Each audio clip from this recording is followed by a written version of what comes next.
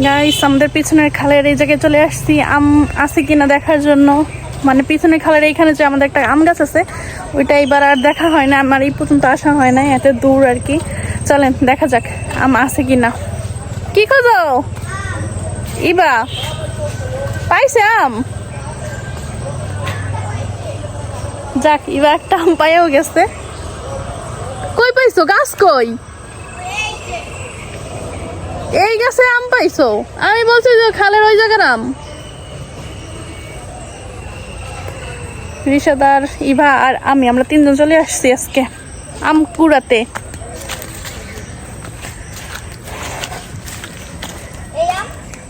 দেখি দেখি আমটা দেখি রিশাদ। আম নাকি পায় না? দেখাও আমাকে। দেখছো কত আম পড়ে রয়েছে, দেখি দেখি। এই যে আম পচা, এই দেখেন, এই দেখেন গাইস, পচা পচে গেছে। নাও নাও, বড় টুকটা তো নাই না, বড় টুকটা নাই নাই। ওই একটা আছে সবুজ দেখা যায়, দেখো তো কত বড় বড়। এর ফালে দিছি বা ফালে দিছি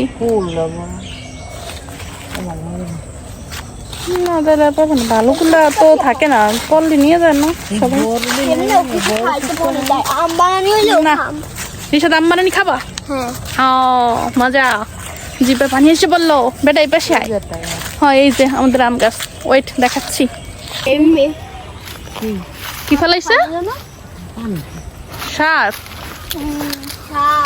এই যে গাইস আমাদের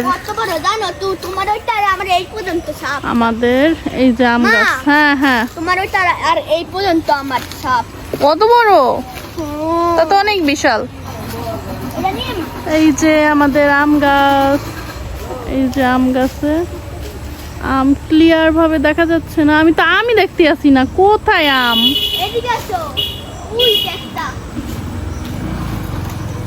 আল্লাহ, হ্যাঁ খুঁজে পারি না।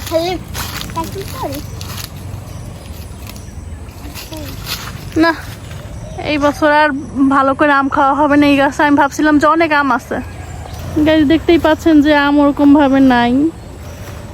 এই যে একটা আম, একটা দুইটা আম। আর মাত্র এবার রিশাদ যে আম গাছের থেকে আম কুড়াইছে ওই গাছে মোটামুটি আছে। এই যে এই সাইডে মানে পুকুর পাড় থেকে যাওয়ার সময় এই সাইডে এই যে এই গাছের আম এই যে দেখা যাচ্ছে, এই যে দেখেন মোটামুটি। না এইবার আর আচার খাওয়া হইবে না।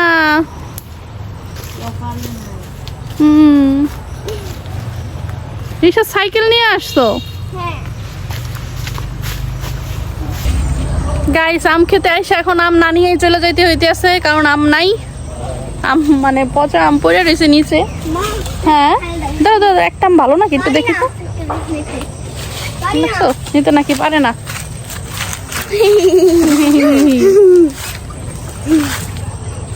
আমগুলো নিচে পড়ে রয়েছে, একটু দেখাই দাঁড়ান গাইস। এই যে আমগুলো পড়ে রয়েছে প্রত্যেকটা আমি নষ্ট, একটা ভালো আম নাই। অনেকগুলো আম পড়ে রয়েছে নিচে, এই যে সবই নষ্ট আম। আফসোস,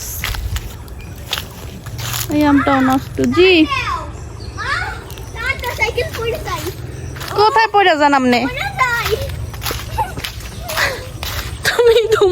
তুমি সাইকেল চালাইতে পারো না? না যাও।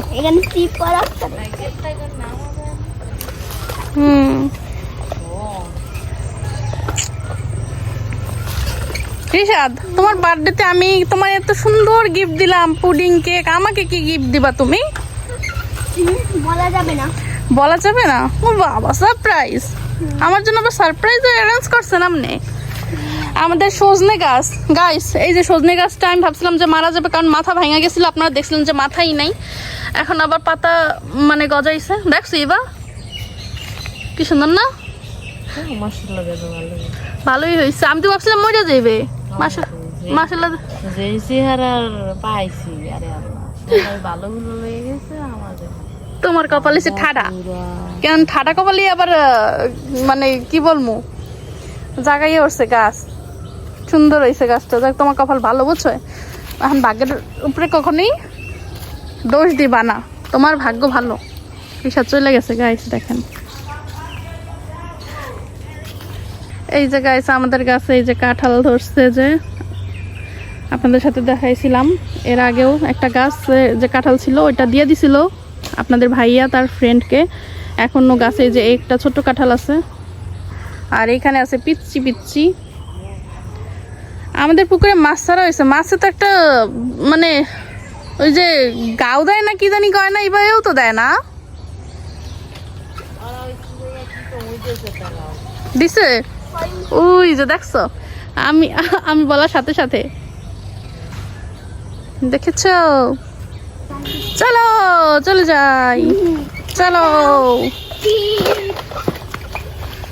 এতগুলো আশা নিয়ে আসছি আর খালি হাতে ফিরে যাইতে হইতে আছে গাইস, আম নাই। যা কি করার, যা আছে আমাদের এই যে পিছনের দিকে একটা আম গাছ আছে, ওই সাইডে রান্নাঘরের পিছনের দিকে, ওদিকে ওই আম গাছটা দেখি যদি হয় আম তাহলে ওই থেকে খাওয়া যাবে, আর না হইলে নাই। এই যে আমাদের পুকুর পানি কতখানি শুকিয়ে গেছে একটু দেখেন। অবশ্য এখন বর্ষাকাল চলে আসছে যেহেতু এখন ভরে যাবে আবার পুকুর, সমস্যা নেই। আর আমাদের এই যে গাছটা তো মারা গেছে, এই পাশের ডালটা দেখতেই পাচ্ছেন।